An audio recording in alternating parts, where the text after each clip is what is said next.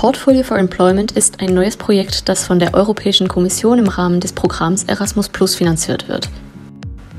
Mani sauc Līga, un es pavisam nesen izgāju cauri aktīviem darba meklējumiem, un es vēlējos pastāstīt par savu pieredzi. Meklējot darbu, es izgāju cauri dažādiem piedāvājumiem un izsūtīju savu CV uz tādām pozīcijām, kurās es sev izskatīju sev svarīgus faktorus, un kas man likās, ka man varētu būt piemēroti. Tur es izskatīju par to, kāda ir darba kultūra, vai viņam tiek piekopta šī mentoru sistēma, kādas ir ģērbšanās etiķete, un vai šī darba vieta ir ergonomiska un tuvu manām mājām, tā lai viss būtu ērti. Un es tiku uzaicināta uz vairākām intervijām, taču, diemžēl, pēc šīm intervijām es saņēmu diezgan negatīvu atbildi.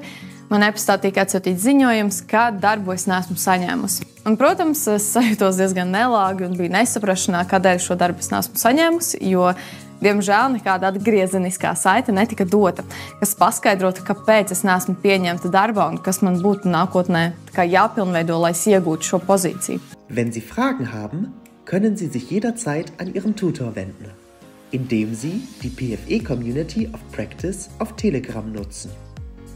Sie können sich auch an die PFE Partner wenden, durch Senden einer Nachricht über die Facebook- und LinkedIn-Seiten von PFE, indem Sie einen Kommentar unter einem Video auf dem PFE YouTube-Kanal hinterlassen oder per E-Mail über die PFE-Website.